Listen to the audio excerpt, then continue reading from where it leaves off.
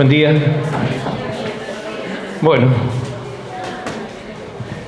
vamos a empezar una parte de la materia de psicología cognitiva en la que vamos a ver algunas teorías, o vamos a hacer una revisión de los modelos de teorías que explican el funcionamiento cognitivo.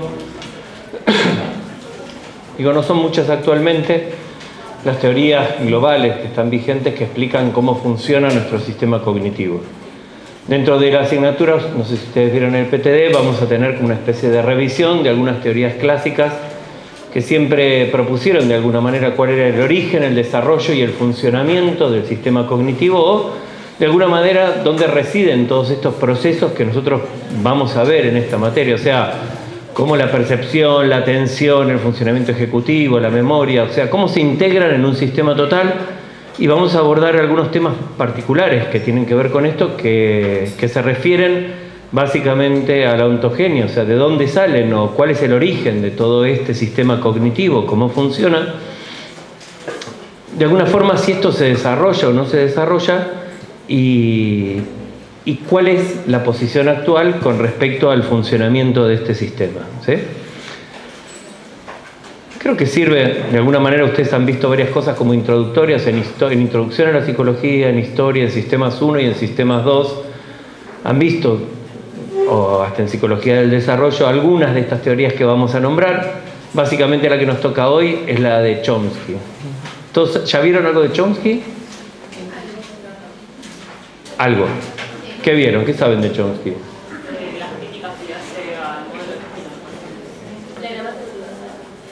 ¿Él?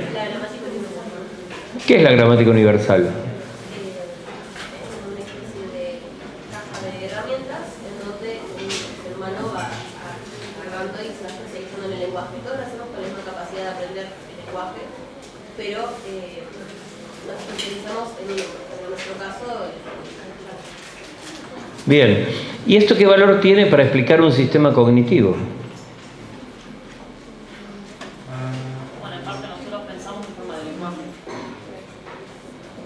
¿Ah, sí? ¿Los bebés no piensan? Sí, pero a medida vamos desarrollándonos, la forma de pensar se va complicando. Pero también pensamos sin lenguaje, ¿o no? Sí. Ah, bien. Yo creo que es mucho más profunda la connotación de todo esto. En realidad lo que planteaba Chomsky en ese momento era la posibilidad de que en realidad la facultad o la capacidad del lenguaje viniera determinada genéticamente como parte de la especie. O sea, iba en contra de los modelos vigentes hasta ese momento, que eran, por un lado, el conductismo, que decía que... A ver, el problema radical y el problema que nosotros vamos a enfrentar en esta materia es explicar de dónde sale el sistema cognitivo, ¿sí? Cuando nosotros hablamos de sistema cognitivo, imagínense que hablamos o establecemos una diferencia básica, muchísimas gracias, entre lo que son las formas y lo que son los contenidos, ¿sí?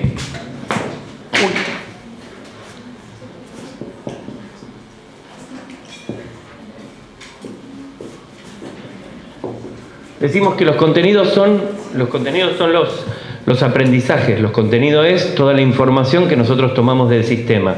Y la forma es cómo la vamos a organizar adentro de nuestra cabeza. Para que a ustedes les quede como más claro, haciendo referencia a un sistema conocido, Piaget proponía que había una serie de formas que eran las estructuras lógico-matemáticas, que esas formas se construían, o sea que no estaban determinadas genéticamente.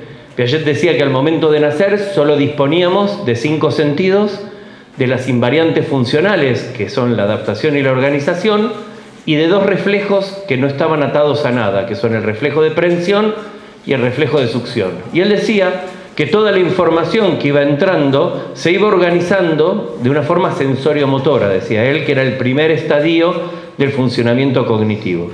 Luego decía que eso va evolucionando, se iba desarrollando y que se iban construyendo formas más complejas que incluían, por ejemplo, el periodo operatorio se caracteriza por la aparición de la reversibilidad o de la formación lógico-matemática. Desde el punto de vista de la matemática, no sé si lo vieron en la escuela cuando fueron, ¿saben lo que es la estructura de grupo?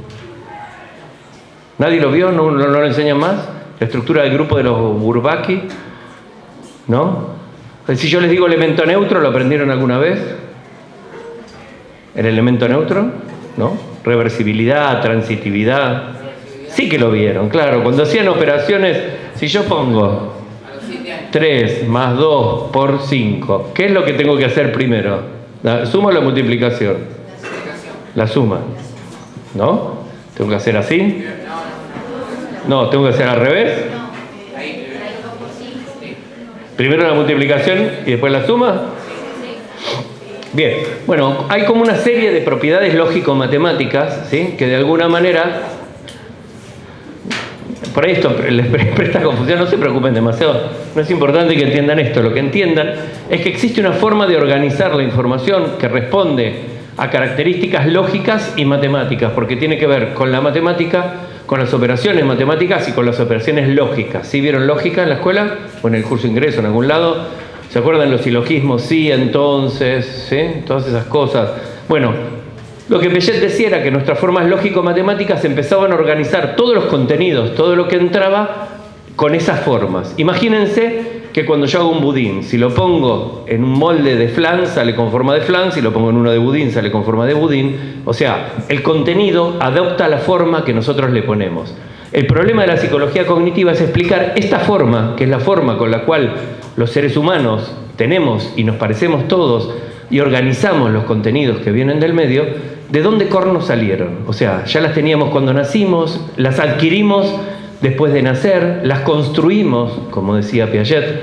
Entonces eso ha sido un debate constante dentro de la psicología durante el siglo pasado, donde se discutían todas esas cosas. Entonces, para poder entender lo que hoy se piensa con respecto a estas formas de las estructuras mentales, tenemos que entender lo que decía Chomsky. Hasta el momento en el que Chomsky plantea esta idea de la gramática generativa que tenía que ver con el lenguaje, se pensaba que las estructuras cognitivas, o sea, las formas con las cuales organizamos la información que entra, por un lado estaba el conductismo, que decía que todo se aprende, que nacíamos y que nuestra mente es como una tabula rasa, y que por lo tanto todo lo que nosotros conocemos depende de la experiencia. Por lo tanto, presuponía que estas estructuras estaban en el medio ambiente y de alguna forma se las metíamos adentro de la cabeza o las aprendíamos, ¿sí? ¿Les parece razonable?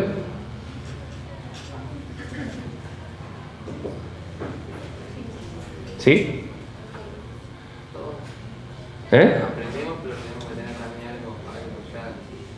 El tenemos que tener era como discutible. Estos señores decían que no teníamos nada, que en realidad era como una tabula rasa y que todo era una transferencia desde el medio hacia el sistema cognitivo o hacia la estructura. Y que por lo tanto estas formas de organizar que Piaget decía que se construían, en realidad los conductistas decían que las íbamos aprendiendo del medio. Sin embargo, Piaget pataleaba y con razón y decía, sí, pero la cabeza tiene una propiedad que es la reversibilidad, que es la posibilidad de volver atrás en el tiempo y en el espacio, que en la realidad no existe. O sea, no podemos haberla aprendido de la experiencia porque no existe como experiencia, en lo cual parecía como bastante razonable. Entonces decía, bueno, lógicamente no podemos aceptar la idea de que nuestras estructuras cognitivas las disponemos de ellas porque las aprendimos de la realidad, ¿sí? Tampoco era como muy plausible poder aceptar de que nacíamos como una especie de tabula rasa o caja negra en la cual no había absolutamente nada y todo se empezaba a aprender a partir de la experiencia.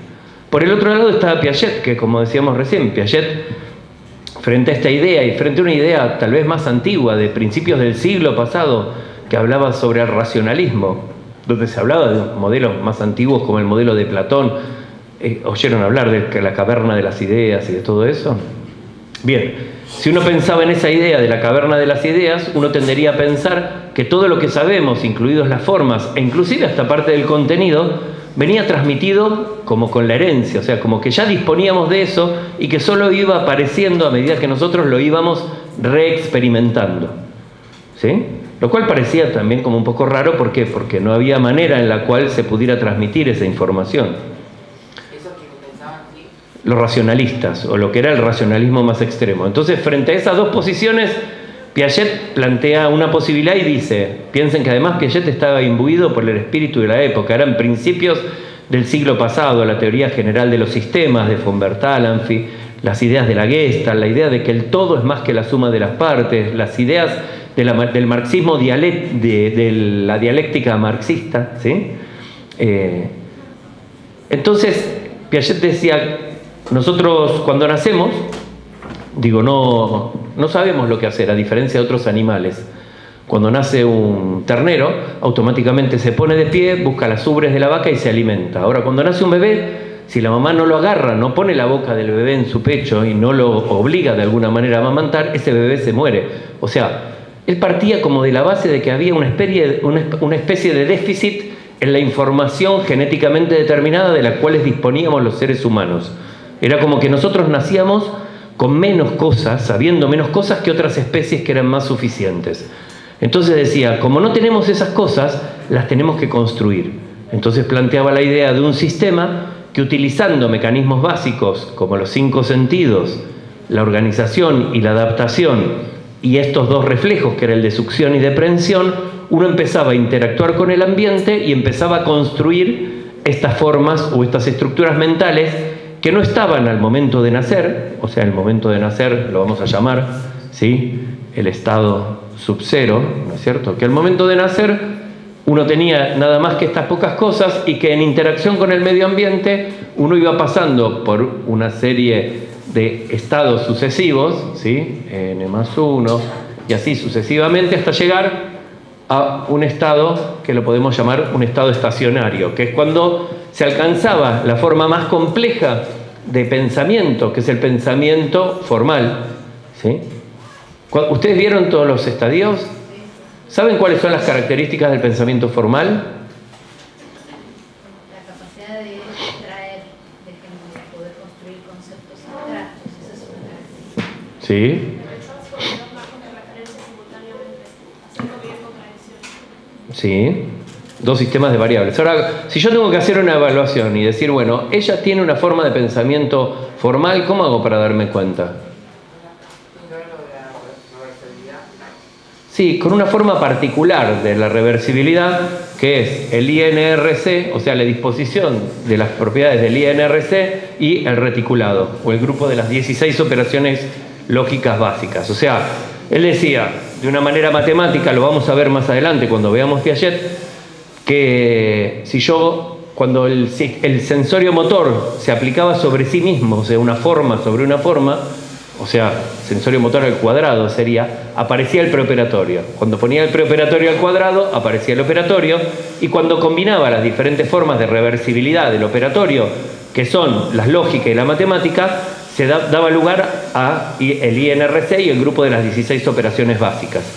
Ahora, ¿qué pasaba? Cuando yo aplicaba el formal al cuadrado, seguía dando el formal. Por eso es como la forma máxima o más elevada de abstracción o digamos, la forma más compleja que teníamos de poder organizar la información.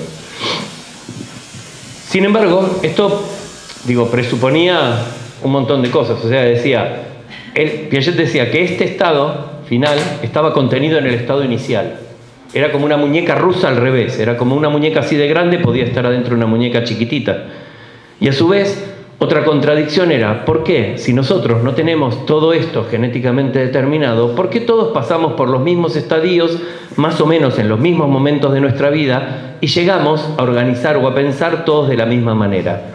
Qué raro, qué difícil es poder explicar esto, ¿sí?, si esto no está genéticamente determinado. Y Piaget utiliza una idea, que es la idea de las créodas, o de los caminos necesarios, o los créodos, que quiere decir que hay como una especie de que todos llegamos al mismo lugar por caminos diferentes. Imagínense que tenemos una montaña. ¿Sí? Profesor, Piaget dice que ya teníamos aquello.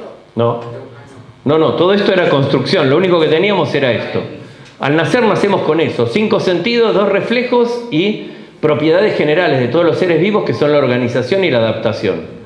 La adaptación es equilibración y acomodación, el equilibrio, y la organización es generar sistemas más complejos.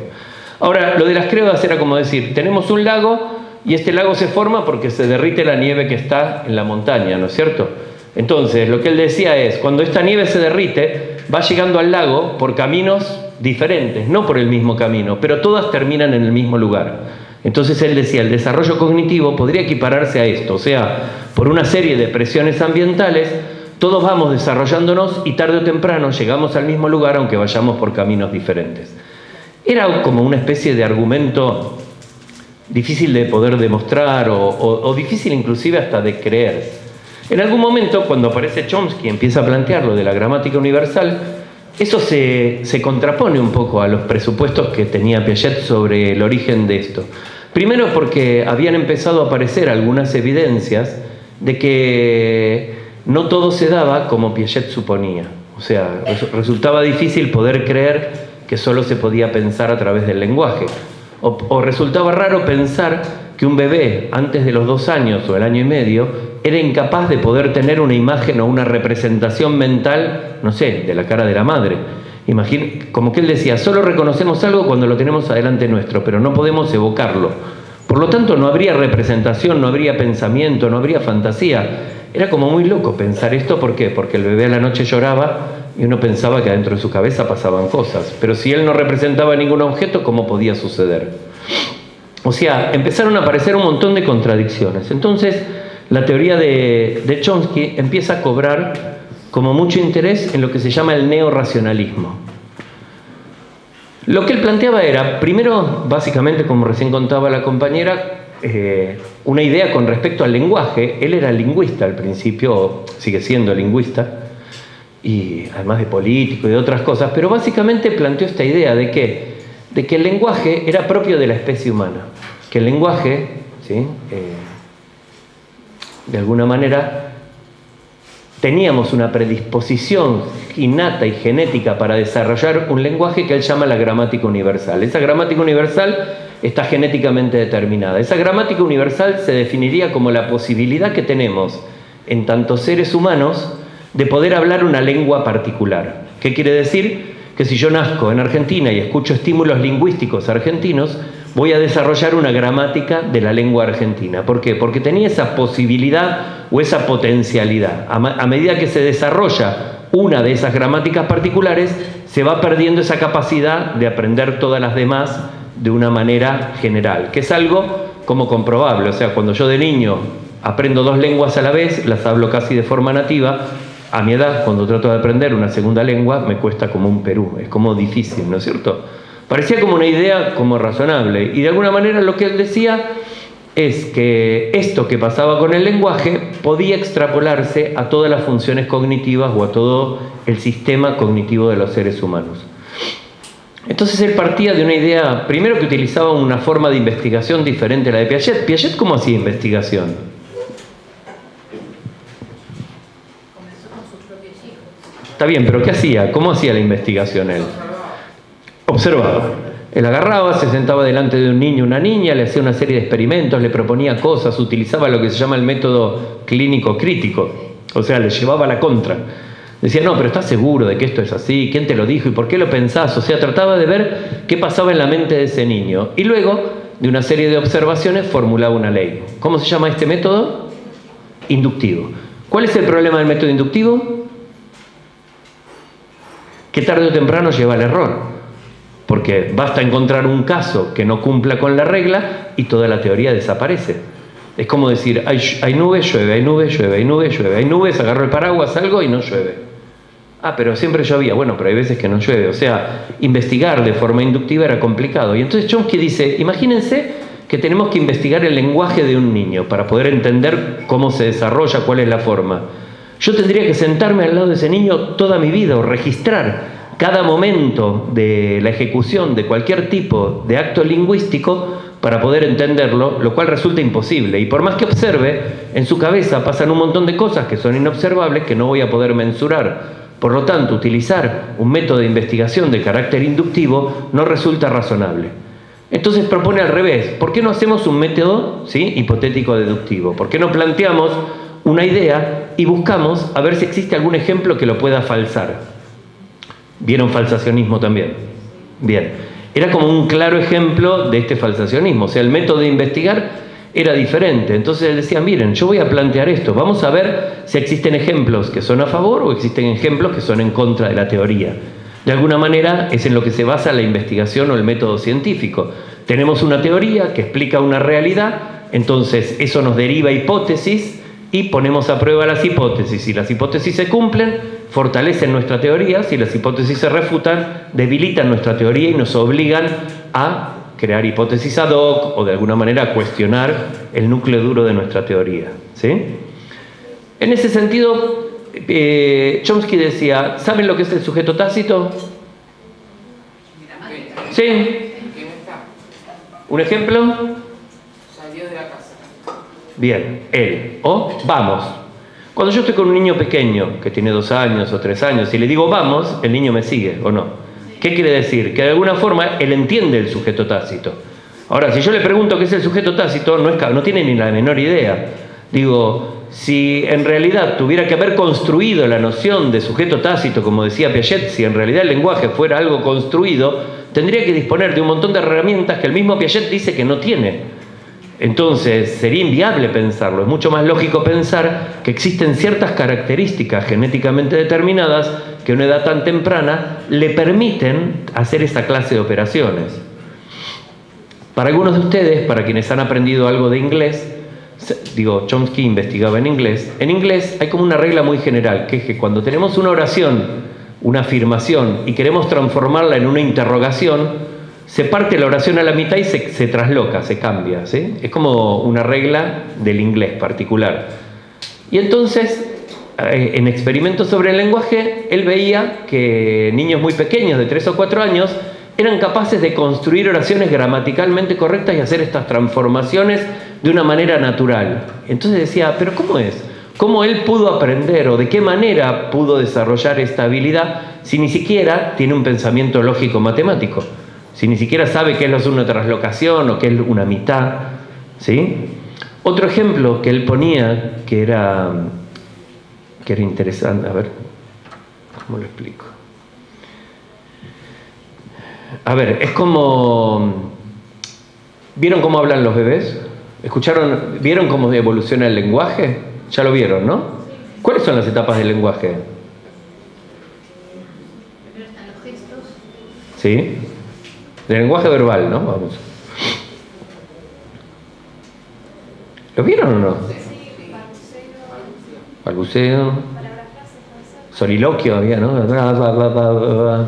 Después alguna palabra, una palabra frase, ¿no? Hasta que empieza a hablar. Y uno dice, uy, arrancó y empezó a hablar. Ahora, cuando empieza a hablar un bebé o un chico, ¿lo escuchamos? ¿Y hablan bien los chicos chiquitos? No, hablan mal. ¿Qué hay de malo en su lenguaje? Las estructuras gramaticales del lenguaje de los niños pequeños, ¿es correcto o es equivocado? Sí responden, sí son gramaticalmente correctos. Tienen problemas de falta de vocabulario, tienen problemas de conjugación de tiempos verbales, pero en realidad todas las oraciones que empieza a ejecutar un ser humano cuando empieza a hablar son gramaticalmente correctas. Tienen núcleo, tienen predicado, tienen sujeto, tienen artículo. Tienen correspondencia inclusive, ¿sí? Muy temprana, pero porque obviamente la correspondencia o el género, ¿sí? Es una característica cultural. Pero llamaba la atención y Chomsky decía, ¿cómo un niño de 3 años habla de una manera gramaticalmente correcta si esto tuvo que ser un proceso que debería haber construido y que empezó a partir de los 2 años? O sea, había muchas evidencias con respecto al lenguaje que ponían en duda la probabilidad de que el lenguaje fuera una habilidad construida. Entonces él decía, nosotros, al momento de nacer, ¿sí? Tenemos en el estadio subcero lo mismo que tenemos en el estadio estacionario. ¿Sí? En realidad estamos hablando siempre de formas, no piensen en contenidos. O sea, las palabras específicas o el vocabulario de cada lenguaje son cosas que se aprenden, son contenidos. El problema es cómo lo organizamos. Y estamos hablando siempre de las formas de organización. Cuando Piaget habla siempre de desarrollo, nunca habla de aprendizaje. ¿Sí? Todo lo que él dice de construir es una forma de desarrollo del sistema cognitivo. No construimos lo que aprendemos, sino que lo organizamos de acuerdo a formas que sí construimos anteriormente a partir de este desarrollo. Entonces Chomsky va a decir, bueno, yo propongo una tesis diferente a la que propone Piaget. Yo propongo que todas las propiedades del lenguaje están genéticamente determinadas y que algunas de ellas se van a ir revelando, porque sí es cierto que el comportamiento o el lenguaje va pasando por una serie de estadios que Piaget también había notado. Y Chomsky dice, sí, es cierto, o sea, no es que nace, porque Piaget decía, bueno, si el lenguaje estuviera genéticamente determinado, ¿por qué no nacemos hablando bien? ¿Por qué al momento de nacer no estamos hablando como deberíamos? Entonces Chomsky decía, no, bueno, claro, porque en realidad esta estructura se va a ir revelando, y esta es la diferencia, en vez de construyendo, se revela. Se revela, a ver, la palabra revelado es difícil de explicar ahora. Antes, ¿vieron cómo funcionaban las máquinas de fotos? ¿Sí? Donde una película era sensible a algo y una vez que le daba la luz, aparecía y se revelaba. Él decía, esta estructura que está latente o esta posibilidad se va revelando a medida que va siendo necesario. ¿Por qué? Siempre era como... ¿Conocen el caso de los niños lobo? ¿No? El niño lobo es como la idea de Rómulo y Remo, es como de una criatura, un ser humano como Tarzán, que es dejado en un lugar sin ningún tipo de contacto humano y que se desarrolla en el medio de una especie diferente. Entonces había como ejemplos de encontramos a un niño semi-humano, así, lo encontramos en la selva, Tarzán, y lo trajimos. Entonces la idea es, ¿Tarzán puede aprender a hablar o ya pasó el momento de su desarrollo? ¿Tarzán va a poder hablar como una persona normal en algún momento de su vida o no va a poder hablar como una persona normal? Digo, al momento de nacer, digo, como no había, para Chomsky, como no había estímulos lingüísticos de los seres humanos y de ninguna lengua particular, la estructura o la capacidad de poder desarrollar una lengua humana no se desarrollaba.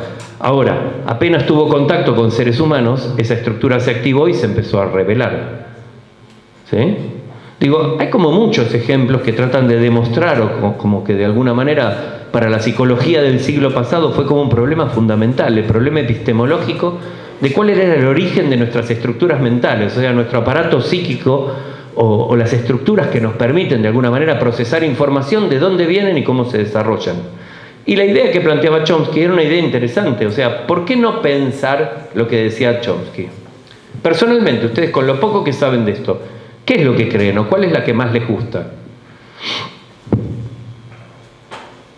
¿Han tomado posición, han pensado con respecto a esto alguna vez dentro de la psicología o no? Honestamente. ¿No? ¿Ninguno? ¿Piensan en que por qué hacen lo que hacen a veces? Sí. Y tratan de encontrar una explicación. Digo, creo que quienes somos psicólogos o psicólogas, básicamente tratamos de preocuparnos de eso. O sea, ¿por qué hacemos lo que hacemos? ¿O cómo lo hacemos? ¿O cómo aprendemos? ¿De dónde viene? ¿O cómo fue que pasó? Digo, yo no... A ver, intuitivamente a veces uno no piensa en este tipo de cosas, en de dónde viene esta estructura mental. Es como que ya la tengo, o es como aprendí. En algún momento de mi vida a mí me parecía fantástica la idea de Piaget, me parecía hasta romántica, en el sentido de que uno era el protagonista de la creación de sus propias estructuras cognitivas, ¿no es cierto? O sea, en la medida en que yo me esforzaba, era hasta casi como consonante con la idea capitalista o la meritocracia.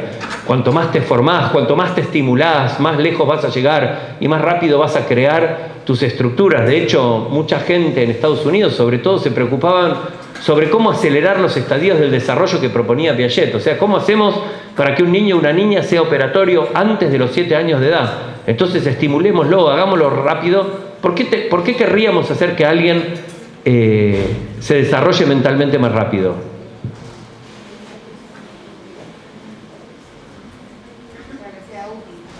Para que sea útil, para que produzca más, para que produzca antes, ¿no? Tiene como un sentido utilitario.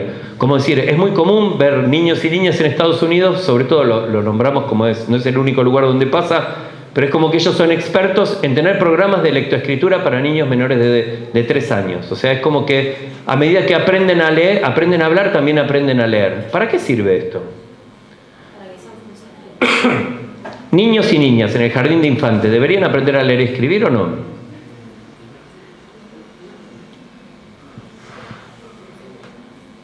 ¿Por qué aprendemos a leer y escribir cuando entramos a primer grado? Y no cuando estamos en sala de 4.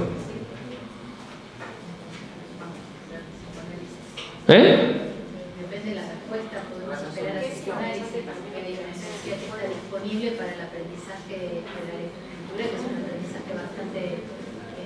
¿Qué energía? La que se produce a partir del complejo de Edipo. ¿Existe alguna evidencia de esa energía? ¿Se puede medir? Es una especulación. Era como que decía mi abuela, bueno, te tiro el cuerito, ¿entendés? Te vas a sentir bien. Bien, digo... No es lo mismo. Lo que dice la abuela sobre tirar el cuerito que la postura de psicoanálisis. ¿Por qué no? Si no se puede demostrar. Es una posición incómoda, ojo. Soy como abogado del diablo. Es como decir, bueno, ¿de qué energía me hablas? ¿A dónde está? ¿Cómo la medís? ¿Qué tenés, un orgómetro? ¿Cómo sabés que aparece a los 4? ¿O es una suposición tuya? No sé, digo... ¿Es especulativo? Sí. Es especulativo, muy bien, bárbaro. ¿Cuál es el otro motivo por el cual suponemos, más allá de que su libido esté fijada o no tenga, no sé, la libido suficiente, o como es, digo, si eso fuera real, ¿por qué hay chicos que a los 3 años sí aprenden a leer, si tienen la energía torcida? ¿Por qué? Muy bien, o sea, el chico podría aprender a leer y escribir antes, pero no le enseñamos antes porque según la compañera es importante que juegue. ¿Por qué es importante que juegue?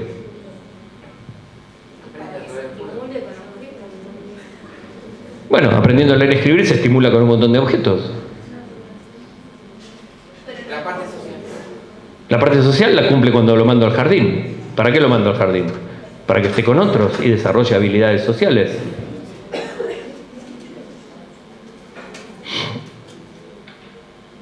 ¿Por qué en la escuela aprendemos la materia que aprendemos?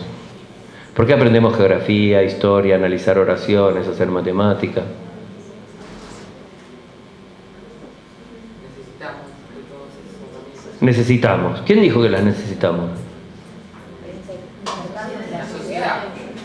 ¿La sociedad? Nosotros decimos lo que necesitan para ustedes y entre nosotros. Imaginémonos como una pequeña sociedad y tengamos un sistema. ¿Enseñaríamos las materias que aprendimos en la primaria y en la secundaria?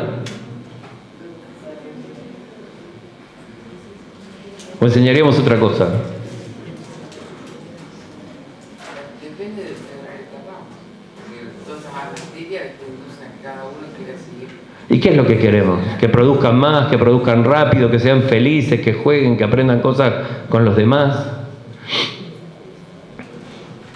¿Y cuándo le enseñamos cada cosa? Porque para Piaget había como un periodo lógico. O sea, si un chico a los 2 años recién tiene representaciones mentales y adquiere el lenguaje, era necesario que existiera cierto pensamiento lógico-matemático para que su contenido, sus estructuras mentales, fueran suficientemente maduras como para poder aprender determinados contenidos que implicaban operaciones matemáticas o lógicas.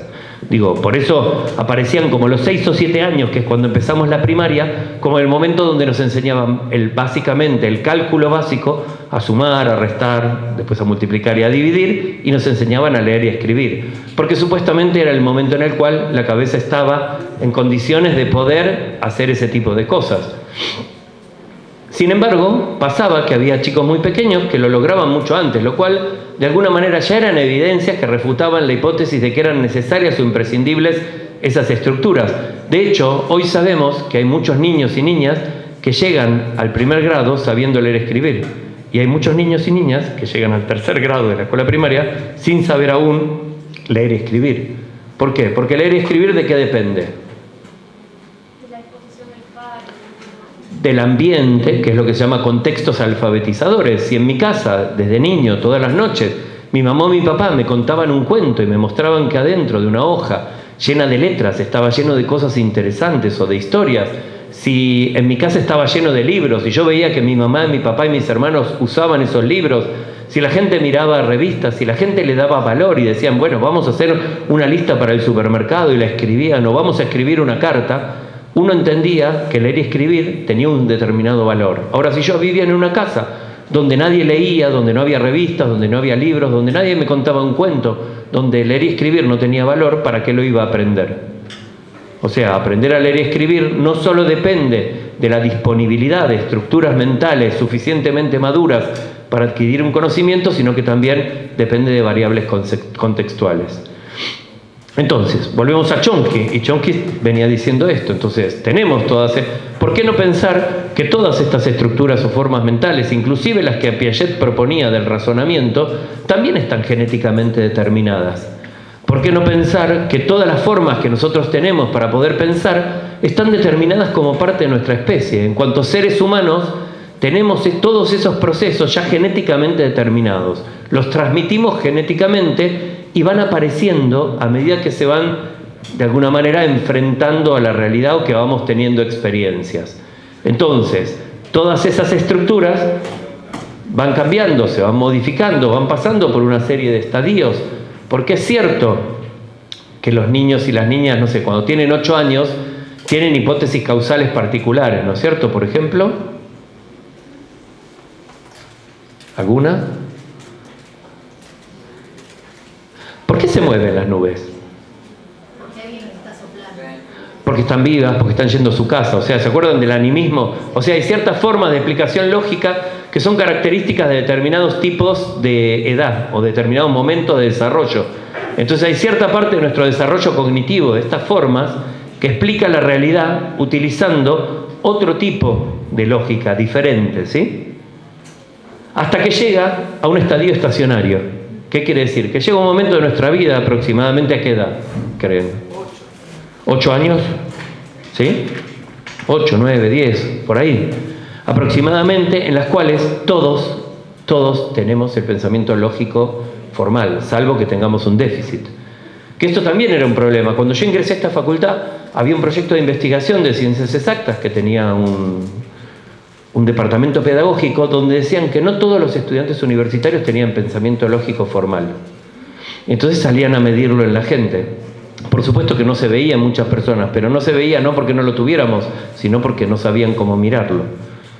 Digo, claramente todos ustedes tienen un pensamiento lógico formal, todos ustedes pueden elaborar hipótesis, todos ustedes tienen un pensamiento científico, todos ustedes pueden mantener constante una variable y variar otra para ver cuál es el efecto que se produce. ¿Sí?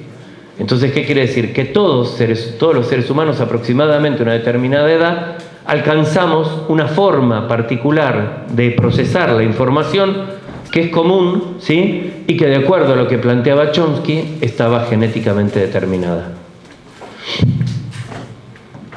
Esta es la hipótesis fundamental del neorracionalismo dentro de la psicología, para poder... Por eso es la importancia que Chomsky tiene. Luego no tuvo un mayor impacto dentro de la psicología, o sea, claramente él se dedicó a la lingüística. Sí van a ver en algunos de los textos que tienen, ¿sí? Un montón de textos o de ejemplos, son ejemplos lingüísticos cuya finalidad es poder ver que existen evidencias que demuestran que no era como Piaget decía y no era como el conductismo decía, sino que probablemente apoyan o de alguna manera sostienen la teoría de Chomsky sobre la gramática universal. Ahora, cuando uno piensa en la gramática universal, suele haber un error que es casi como intuitivo, de pensar que lo que se encuentra genéticamente determinado son tanto formas como contenidos. Y en realidad ningún contenido está genéticamente determinado. Los contenidos son propios de cada una de las lenguas en particular. Y en cuanto a las formas, tampoco está la forma gramatical. Digo, porque la gramática del español es igual a la gramática del chino. No, son diferentes. ¿Vieron una película de ciencia ficción que se llama La Llegada? ¿Sí? ¿Qué pasaba en La Llegada? Llegaban extraterrestres y aparentemente se querían comunicar y nadie sabía qué corno decían, entonces llaman a una lingüista. Y esa lingüista empieza a interactuar con este ET, ¿sí? ¿Y qué es lo que le pasa? No, pero más allá de eso, lo que pasa al final de la película es que ella logra decodificar esa forma de lenguaje, lo aprende, pero al aprender esa forma de lenguaje también aprende una forma diferente de pensar. O sea, tiene un sustrato de orden psicológico que supone que el lenguaje determina las formas de pensamiento. O sea, que la forma de hablar determina la forma de pensar, de que el pensamiento se encuentra limitado por el lenguaje. ¿Creen esto? ¿Sí?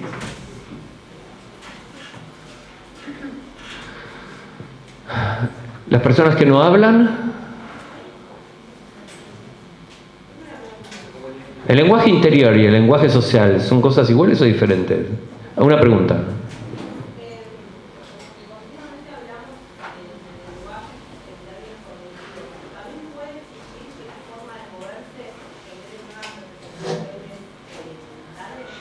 ¿Sí? ¿Cómo? Se llama el lenguaje no verbal, ¿no es cierto? O el lenguaje del cuerpo. Hay como muchísimos estudios que tienen que ver. Ya dentro de psicología social, que creo que la están cursando ahora, dentro de psicología social había muchas personas que se fijaban en eso. O sea, porque el lenguaje, básicamente en su función comunicativa, tiene una función social. Entonces uno piensa, bueno, el lenguaje sirve para comunicarse, pero el lenguaje también sirve para pensar, decían en términos cognitivos. El lenguaje social o el lenguaje no verbal tiene un impacto a nivel de interacción social. O sea, porque es el otro el que lo observa o es el otro el que le da información.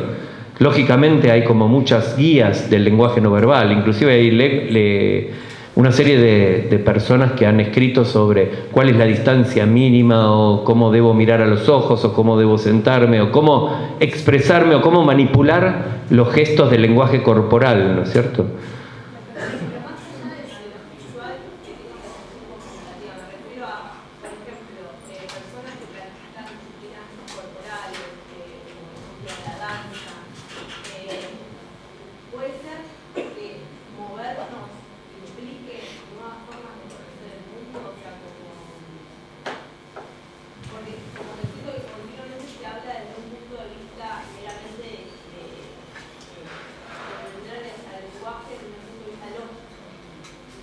Digo, nosotros particularmente en esta asignatura que es psicología cognitiva, sí lo abordamos desde el punto de vista del lenguaje como una forma de pensamiento, como un proceso cognitivo cuyo objetivo, digo, no solamente es comunicar, sino que también es pensar. No se lo aborda tanto, no particularmente nosotros, porque hay otras asignaturas que lo ven de otra manera. Lo que vos decís es como, se llama cognición corporeizada.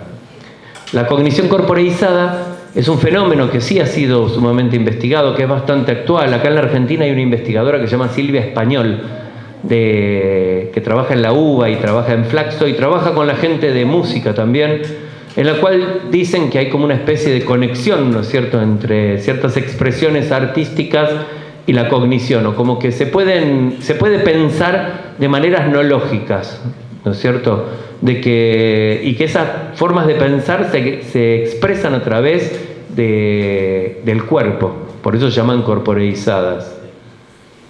¿A eso te referías vos? Claro, porque hay muchas formas hay un debate muy fuerte en torno a si el arte puede producir conocimiento o no, y si la forma de producir conocimiento dentro del territorio artístico es igualable a la forma de producir conocimiento científico.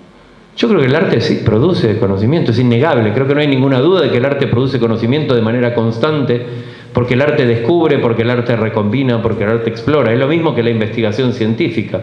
Lo que pasa es que la investigación científica, uno podría decir, la investigación artística es igual que la investigación científica. Se basa en lo mismo, en nuevas combinaciones de cosas conocidas de maneras diferentes para tratar de llegar a algo diferente. También estimula cognitivamente de la misma manera. Lo único que es considerado por una sociedad capitalista como que no tiene valor material o utilitario. Es lo mismo que se plantea hoy en día cuando el gobierno establece que las ciencias duras sí son útiles para una sociedad y las ciencias sociales no. O sea, de que sí deberíamos invertir en energías alternativas, en física, en cuidado del medio ambiente, pero no deberíamos invertir más dinero en la literatura o en la filosofía o en disciplinas que no producen conocimientos que se puedan traducir básicamente en mejoras o en valores, ¿sí? O sea, es el utilitarismo. Yo creo que sí, que el arte claramente produce nuevas formas es una forma de conocimiento que es como la ciencia. O sea, un científico y un artista no se diferencian demasiado. Están buscando atravesar las fronteras de lo conocido, están buscando más allá de lo que se sabe, de lo que se conoce. Están buscando, los científicos tal vez buscan explicaciones, pero también buscan descubrir cosas nuevas, igual que el artista. El artista en cualquiera de sus formas, la danza, la poesía, la pintura. No estoy al tanto de ese debate que haya tan fuerte. Creo que hay poca gente que lo niega.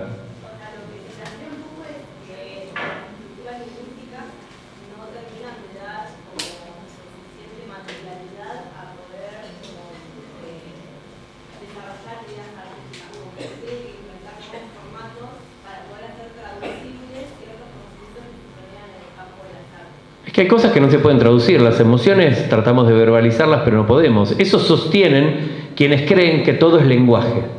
Cuando vos tenés una teoría limitada que trata de explicar el comportamiento humano única y exclusivamente a través del lenguaje y buscan forzar todos los ejemplos y todas las explicaciones al lenguaje, se encuentran como ejemplos como el arte, donde el lenguaje es insuficiente, donde hay otro lenguaje, pero es un lenguaje artístico, es un lenguaje emocional, es una serie de cosas que no tienen que ver con el lenguaje verbal y que entonces les genera un grado de contradicción. Ahora, desde un punto de vista de la psicología cognitiva, digo, es exactamente igual a cualquiera de los otros y se investiga de la misma manera. Es más, en la Universidad de Bellas Artes de La Plata, en la carrera de música, tienen un traje que te lo pones para, no sé, ejecutar un instrumento o bailar y de alguna manera capta absolutamente todos tus movimientos y luego son procesados por mecanismos de inteligencia artificial para tratar de encontrar patrones de cognición corporeizada. Digo, y esto pasa acá en La Plata, ni hablar de lo que pasa en institutos tecnológicos que tienen mayores niveles de equipamiento. Hoy en día no hay ninguna duda de que eso sucede. Hoy en día no hay una controversia, me parece, como planteabas, o al menos yo la desconozco, ojo. Creo que está aceptada la cognición corporeizada, creo que está aceptado claramente que hay muchas formas de procesamiento mental independientes al lenguaje.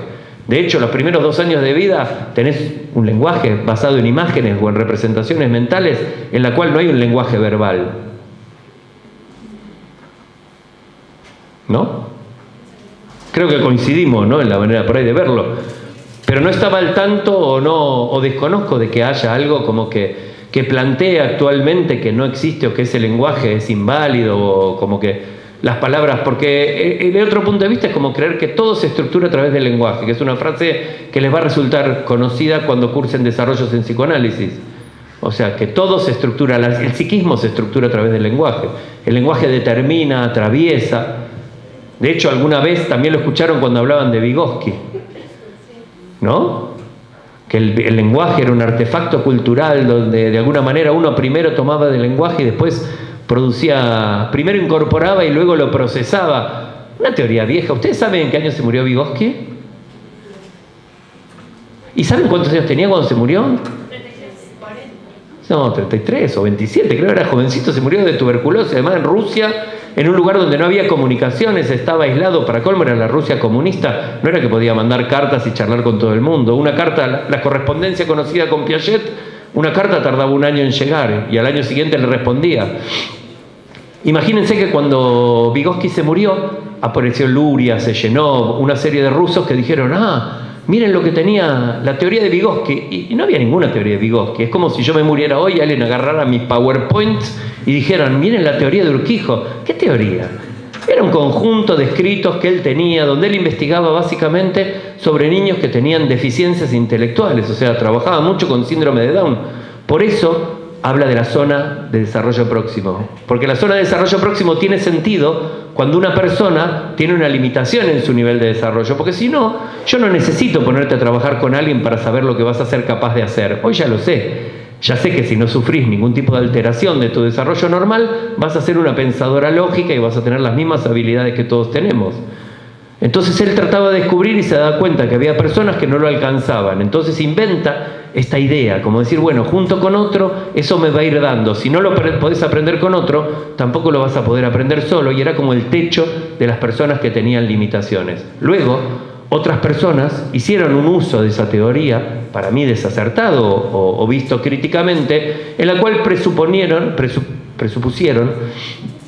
que eso era casi como una especie de método de aprendizaje. Entonces dijeron, no, hay que aprender cooperativamente. Yo estaba en la facultad cuando se dio una modificación en educación, donde en vez de poner las sillas así, las sillas se ponían como en círculo. Y vamos a hacer que niños y niñas de primer grado aprendan entre ellos, porque todo es la socialización. Es una estupidez. O sea, rápidamente hoy en día se volvieron a poner las sillas de esta manera y se dieron cuenta que eso no traía aparejada ninguna ventaja.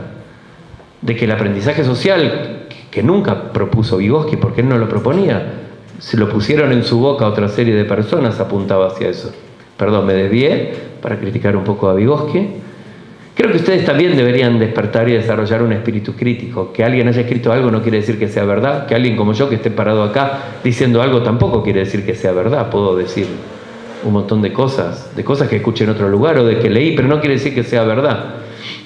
que deberían preguntarse, creo que sería, no deberían, sino que sería útil para ustedes, en tanto futuros psicólogas y psicólogos, pensar sobre este tipo de cosas y poner una especie de pensamiento crítico, decir, esta explicación, o la explicación que probablemente veamos al finalizar la cursada, que es la teoría de Karmilov-Smith, que de alguna manera hace como una especie de síntesis entre los modelos neorracionalistas y el constructivismo, que es una idea hoy vigente de cómo estaría funcionando un sistema cognitivo, probablemente dentro de 20 años sea como una cosa totalmente perimida. ¿Por qué? Porque nuestro conocimiento sobre el comportamiento varía día a día.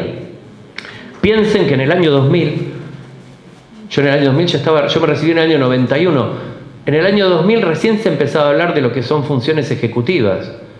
O sea, hasta ese momento no existían. Y las funciones ejecutivas son las que regulan el comportamiento, regulan las emociones. O sea, cuán poco sabíamos y cuán poco sabemos sobre el comportamiento de las personas. Entonces es entender que las teorías son temporarias, que la tarea de los científicos es ponerlas a prueba y generar mejores explicaciones del comportamiento. Y que lógicamente todo lo que pasó y quedó atrás no es despreciable, no es una porquería, no es malísimo. Si eso no hubiera sucedido no estaríamos donde estamos. Pero eso no hace que sigan estando vigentes. O sea, teorías que fueron hechas en 1890 son teorías que fueron útiles, pero son de 1890. Hoy en día no sirven para explicar la realidad. Digo, son paradigmas cuyo núcleo duro está claramente violado. O sea, no hay ninguna posibilidad de que eso permita explicar o predecir adecuadamente el comportamiento de las personas. Hay muchos casos, digo, si quieren pueden poner a prueba todo lo que se sabe. Entonces, el riesgo en la psicología es de volverse dogmático, es de creer que una forma de explicar el comportamiento no va a variar nunca más en la vida. Es como que yo me pongo el cartel y digo soy conductista y siga siendo conductista ajeno a los desarrollos o los nuevos, digamos, descubrimientos que de alguna manera aportan evidencias sobre cuáles son las causas de por qué hacemos lo que hacemos. Entonces, en este caso particular, lo que vamos a ver en cognitiva, o que empezamos a ver a partir de ahora, es justamente estas explicaciones teóricas que se daban sobre el origen, ¿sí?, y el desarrollo de estas formas que nos permiten a nosotros pensar de una manera parecida. Todos y todos pensamos de una forma parecida. La mayoría de las personas, salvo excepciones de personas que tienen algún tipo de dificultad o déficit o capacidades extraordinarias, pensamos de la misma manera y organizamos. Cuando ustedes ven, imagínense que van en la ruta, ¿no es cierto? Y que llevan un nene o una nena chiquito en el auto y van por la ruta y de golpe ven una vaca. Y ese nene o esa nena dice perro. ¿Por qué dice perro?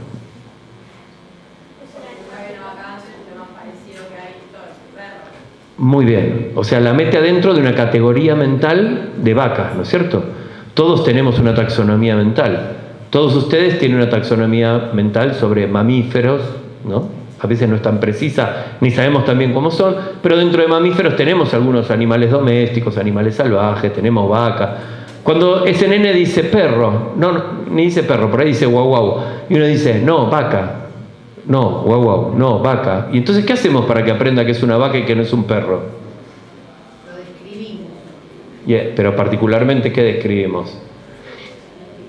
Más grande. Las diferencias. Claro. O sea, generalmente todos cómo pensamos. Cada vez que conocemos algo nuevo, lo primero que miramos es, se parece a.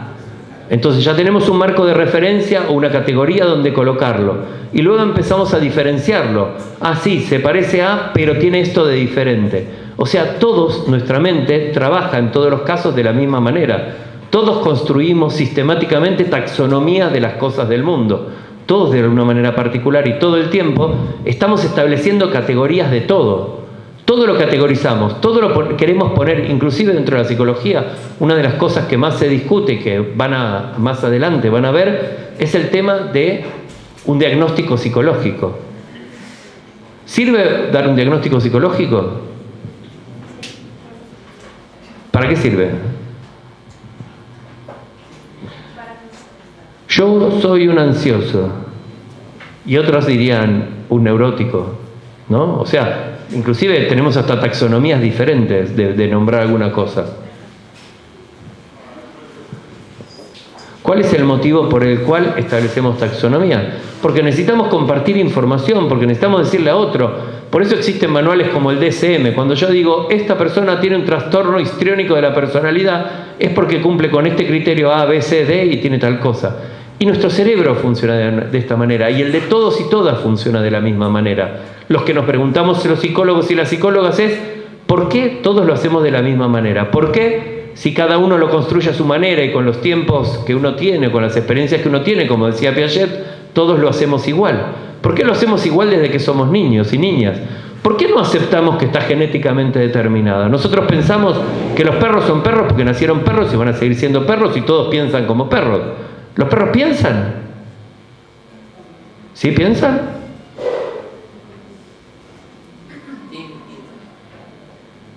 ¿Tienen instintos y no piensan? Nosotros tenemos instintos y pensamos. Son dos cosas diferentes. Un instinto es como una cosa que uno hace automáticamente, es casi como una respuesta fisiológica a necesidades que tienen que ver con la conservación, la preservación, no sé, como que se los ha llamado de muchas maneras, y todos lo tenemos en común. Pero los animales también piensan, también desarrollan estrategias. Hay miles de experiencias y documentales. Si uno pone National Geographic va a ver los monos, los delfines, los chimangos. Digo, todos los animales piensan con diferente grado de complejidad. Entonces se dice que un chimpancé es capaz de alcanzar un nivel de pensamiento equivalente al de un niño de 6 años o 5 años. Hay experimentos con chimpancés que demuestran que son capaces de comunicarse simbólicamente con una serie de cuestiones. O sea, claro que piensan. Hasta hace unos años se pensaba que los animales no pensaban, que el pensamiento era un atributo exclusivo de los seres humanos. Sí pensamos, inclusive pensamos en nuestras etapas más tempranas de pensamiento de la misma manera que piensan los animales. Entonces decir, ¿por qué no pensar o por qué no podría ser probable la hipótesis de que nuestra forma de pensamiento, de procesar la información, estuviera genéticamente determinada y fuera propia de la especie y común, y que por eso todos pensamos más o menos de la misma manera? Pensamos, cuando digo pensamos es organizamos la información que proviene del medio más o menos con las mismas características o de la misma manera y hacemos deducciones. ¿Todos ustedes saben hacer deducciones? ¿Sí?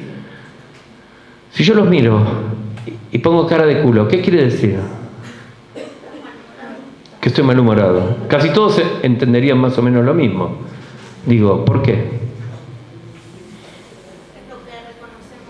Es lo que reconocemos. A ver, hay un montón de cosas que fueron aprendidas. Antes se le daba como mucha importancia que para poder aprender algo tenías que tener la experiencia. Y hoy sabemos que no tenés que tener la experiencia, como decía el conductismo, que podemos aprender de otra manera. Y que hay cosas, inclusive cosas que sabemos aún sin que nadie nos las haya enseñado. ¿Sí? Hay un montón de cosas. Cuando un niño y una niña hace una oración que es nueva y que contiene palabras no, las palabras sí las escuchó en algún lado porque las aprendió, pero las organiza de una manera diferente, es un acto creativo, lógicamente, pero las coordina de una manera que no fue hecha antes, quiere decir que no las aprendió, sino que las está generando. Ahora las genera de manera semejante a un montón de otras personas. ¿Por qué? Porque tiene el mismo sistema. Entonces no habría ningún problema en pensar, no sé por qué tendemos a creer que está mal pensar en una hipótesis neorracionalista sobre el origen del funcionamiento cognitivo. Parece razonable pensar que todos y todas nacemos con una estructura. Eso se hablaba o se discutía la otra vez. Hombres y mujeres, ¿tienen cerebros diferentes o iguales? Sí, son diferentes de tamaño generalmente, porque el tamaño de la mujer suele ser un poco menor al del hombre. Pero el tamaño del cerebro no tiene nada que ver con las funciones que cumple. Entonces, están empezando, cuanto más conocemos sobre comportamiento, cuanto más estudiamos, más mitos se derriban y más cosas comprendemos sobre por qué hacemos las cosas que hacemos y cómo las hacemos. Entonces, este problema de la psicología lo vamos a seguir a lo largo de los próximos teóricos. O sea, así como hoy vimos o entendimos, lógicamente cuando ustedes lean los textos de Chomsky, van a encontrar, como les decía, un montón de ejemplos que de alguna forma refutan la hipótesis de que las estructuras del pensamiento han sido construidas o han sido aprendidas del medio, pero que no son importantes. O sea, no pretendemos que ustedes sepan lo que es una anáfora ligada o formas particulares de la lingüística, sino que lo que pretendemos es que entiendan esto, entiendan que lo que propuso Chomsky era importante para la psicología porque proponía una idea diferente, con una ruptura con todo lo conocido hasta ese momento, de que en realidad teníamos o disponíamos de un aparato mental o que nuestro comportamiento estaba determinado por una estructura mental que era propia de la especie, que lógicamente funciona como una expresión fenotípica. Claramente que todos tenemos la misma estructura, pero la desarrollamos con algunas variaciones en función de nuestras experiencias particulares. Por eso personas que nacen en un lugar donde se habla una lengua diferente, desarrollan un lenguaje particular diferente. Estas ideas de Chomsky también tienen un correlato particular con ciertas teorías neuropsicológicas que estaban vigentes a fines del siglo pasado. ¿Oyeron hablar del desaprendizaje? ¿La teoría del desaprendizaje o de la plasticidad neuronal? Plasticidad neuronal. Bien, la idea de la plasticidad neuronal quiere decir que al momento de nacer tenemos un montón de conexiones potenciales y cada vez que esas conexiones se van mielinizando, se va cerrando el sistema, o sea, quedan menos conexiones disponibles para poder adquirir otro tipo de aprendizajes. Eso quiere decir que si yo tengo una ACV cuando tengo 4 años de edad, probablemente todas las funciones que pierda se van a recuperar porque aún me queda mucho cerebro ocioso para poder hacerse cargo de eso que se perdió por la muerte de determinadas partes del cerebro. Ahora, si yo, cerca de los 60 años, tengo una ACV y pierdo alguna función, voy a demorar muchísimo más y hasta es improbable que la vuelva a recuperar porque supuestamente ya no tendría tantas posibilidades, ¿no es cierto?, como ociosas. La idea de Chomsky es como semejante, es como que yo puedo aprender cualquier idioma. Ahora, en la medida que voy aprendiendo uno, ese se va fortaleciendo y la posibilidad de aprender otras empieza a disminuir o a desaparecer. Por eso la importancia de la alfabetización bilingüe, digamos, durante la primera infancia. Por eso las teorías o las escuelas que enseñan 2 lenguas, por ejemplo, las escuelas bilingües, empiezan a enseñarlas desde la más tierna edad, ¿no es cierto? Desde el jardín empiezan como a darle cierto tipo de vocabulario. Sí. ¿Cómo? ¿El qué? El bucle fonológico es un componente que Bradley proponía que existía dentro de lo que se llama la memoria de trabajo, lo que anteriormente se llamaba la memoria de corto plazo. Lo que propone Bradley cuando habla de la memoria de trabajo y propone este concepto, que es un concepto bastante nuevo. Bradley estuvo acá en la universidad charlando con nosotros hace muchos años y éramos 8. A nadie le interesaba que viniera Bradley. Hoy en día creo que habría más personas. Él dice que la memoria de trabajo está compuesta por algo que se llama un ejecutivo central, ¿sí?, que es como una especie de director de orquesta, después van a decir, y que tiene 2 componentes particulares, que son el bucle fonológico y la agenda visoespacial. El bucle fonológico es esa voz interior que nosotros tenemos que nos permite mantener presente en la conciencia cierta información hasta que esa información se consolida y se guarda en otro lugar. Es como decir, bueno, ¿cómo se llama ella? Roberta. Entonces yo decía, Roberta. Lo voy repitiendo. Esa voz interior que a veces escuchamos es el bucle fonológico. Lo mismo, la misma función tiene la agenda visoespacial, pero tiene que ver con información visual, de carácter visual y no verbal. ¿Sí? Creo que, no sé, en mi época, cuando no había aparatos, dispositivos como el celular que tiene todo adentro, y uno tenía que recordar muchas cosas. O sea, cuando tenías que llamar a alguien por teléfono, tenías que saber el número de teléfono de memoria. O sea, aprender números de teléfono era importante, a pesar de que tenías una guía o un listín en tu casa. Saber el número de teléfono de alguien era importante. Y para aprender un número de teléfono, hasta que uno lo anotaba o lo ponía en el lugar, lo repetía mentalmente. Lo repetís. Es como una forma de consolidar información. Es la parte de la memoria de trabajo que tenía que ver con lo que se llama la memoria de corto plazo. Lógicamente, hoy en día, todo esto se piensa como aparte.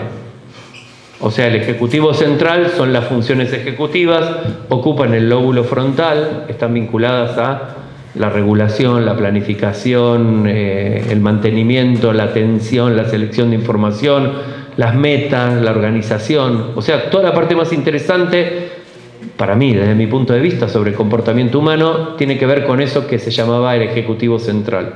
Piensen que hasta antes del año 2000 ni siquiera se hablaba de todo esto, o sea, qué atrás estábamos en poder explicar el comportamiento de las personas si ni siquiera sabíamos eso. Lo que vos preguntás es probablemente del práctico, cuando vieron memoria de trabajo, entonces decían, Bradley tiene esto, o él propuso, pero recuerden que lo propuso en el pasado, que hoy ni siquiera pensamos como claramente en que el ejecutivo esté contenido en esa memoria de trabajo. Yo creo que la memoria de trabajo es como ese espacio que tenemos nosotros adentro de nuestro sistema, donde confluyen de alguna manera el pasado, el presente y el futuro, donde busco información de la memoria a largo plazo, que es el pasado, donde busco memoria del presente, que es la de los sentidos, donde busco información sobre el futuro, que es en el sistema ejecutivo, y es donde junto todo y resuelvo algo. Es como la conciencia, la memoria de trabajo, es como ese lugar donde sucede el pensamiento o el comportamiento.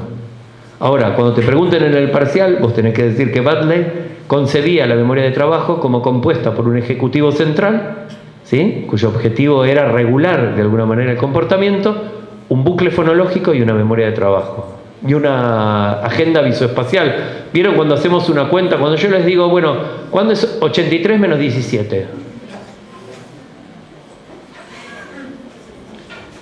Uno hace como una cuenta mental, uno imagina como una pizarra, le pido uno, o sea, uno se lo representa mentalmente. Esa es la agenda visoespacial. Esa es la parte de la memoria que nos permite retener información mientras hacemos otra serie de operaciones sobre el conocimiento. La prueba clásica para medir la capacidad de la memoria de trabajo tiene una capacidad limitada.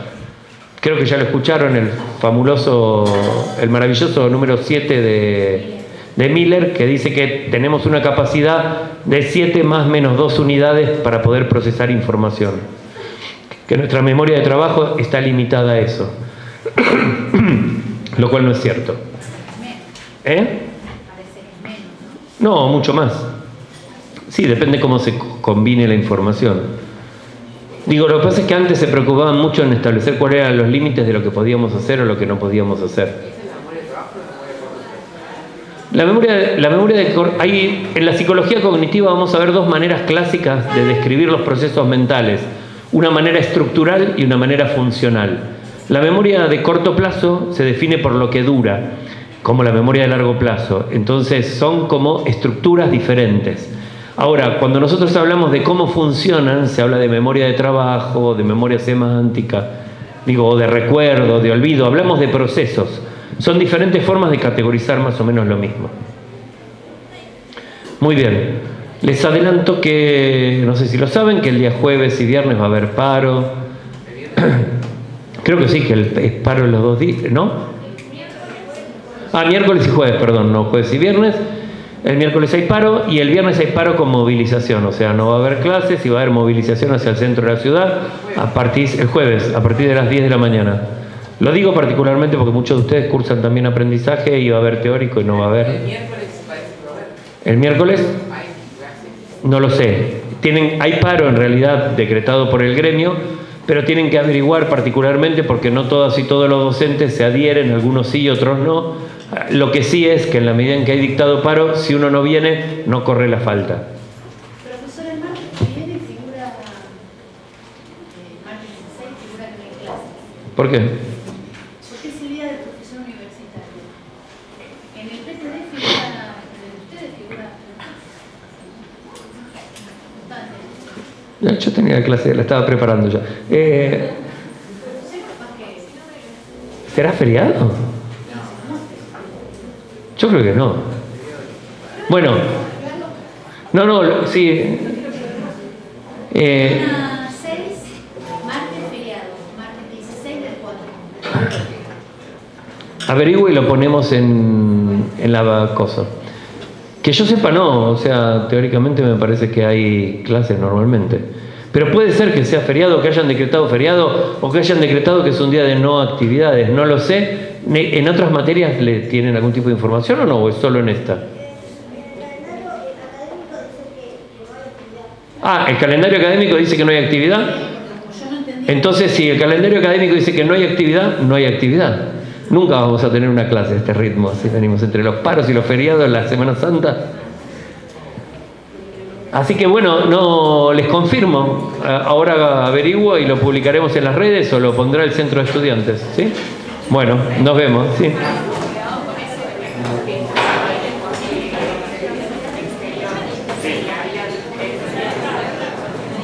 Sí, porque hay uno... Es el lenguaje del pensamiento. Cuando nosotros pensamos, que realmente pensamos con palabras, ¿no? O sea, cuando vos pensás...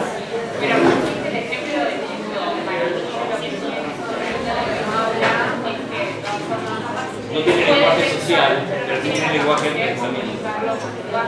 Sí, por ejemplo, un lenguaje corporal que también es válido, es otra forma de comunicación, no exactamente con la palabra oral. No, porque es diferente. El lenguaje del pensamiento, de hecho hay un libro de Fodor que habla sobre el lenguaje del pensamiento. Porque sí es cierto que la mayor parte de nuestro pensamiento está basada en lenguaje, en palabras, ¿no es cierto? En que pensamos con lenguaje, pero no solo, no excluyentemente, no es la única manera. Y una persona que no habla no puede comunicarse con otros utilizando el lenguaje, pero sí piensa a través del lenguaje. ¿Sí? O uno pensaría, bueno, en un sordo, en alguien que nunca escuchó una palabra. ¿Cómo hace para adquirirlo? Y hay un montón de experimentos sobre eso. O sea, son un montón de preguntas que uno se hace sobre esa división. O sea, Vygotsky decía que el lenguaje era uno solo, que llegaba a determinado momento donde se abría, donde una parte del lenguaje se usaba para pensar y otro era el lenguaje socializado, el lenguaje que utilizabas para comunicarte con otras personas que seguían caminos diferentes de desarrollo. La persona, porque justamente hoy en los lenguajes, la profesora nombraba esto, que la solución antigua tiene más capacidad de lograr estudios por el hecho de que tienen.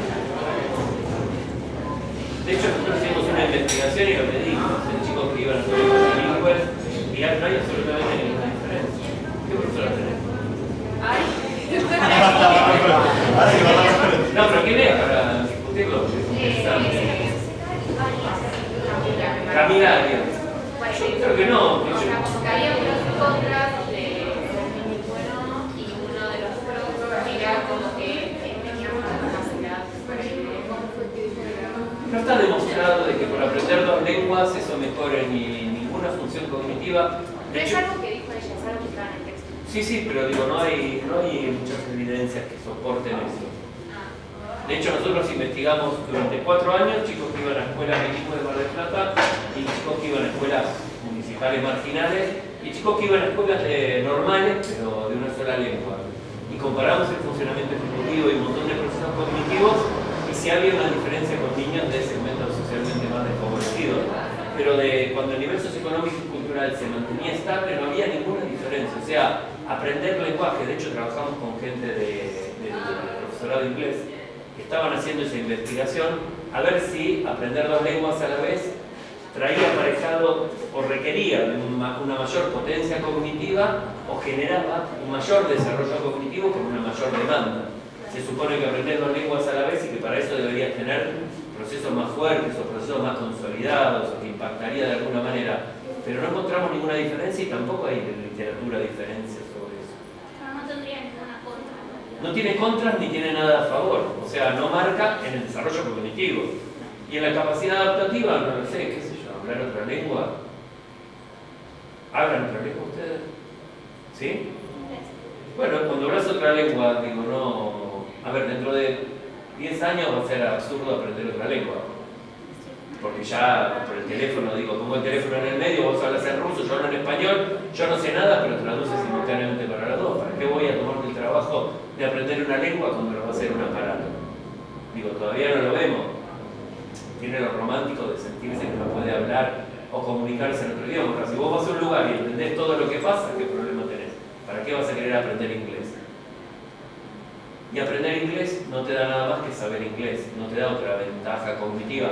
O sea, las personas que hablan muchos idiomas no son más inteligentes o más rápidas o tienen más funciones ejecutivas que quienes hablan una. Al menos al día de hoy no hay ninguna evidencia sobre eso. No. Sí, yo creo que sí, que no se han encontrado. Yo me quedo una duda, no sé si una duda, pero una incomodidad respecto a Chomsky de decir, bueno, está todo, no todo, pero dice que está genéticamente determinado La capacidad, la capacidad de poder aprender o de aprender un lenguaje. un lenguaje. Entonces, como decir, ¿cómo? Entonces, o sea, sí, genéticamente hay genes que determinan que podemos aprender a hablar todo, a hablar Tenemos todo una igual. capacidad de lenguaje, así como los perros saben ladrar, nosotros sabemos hablar. Pero, ¿cómo se da eso? O sea, ya se... Está en el gen. Capaz que me voy ya de la rama y decir, bueno, ¿se sabe qué genes son esos? Sí. Ya está identificado el genoma humano, está totalmente codificado. Ok.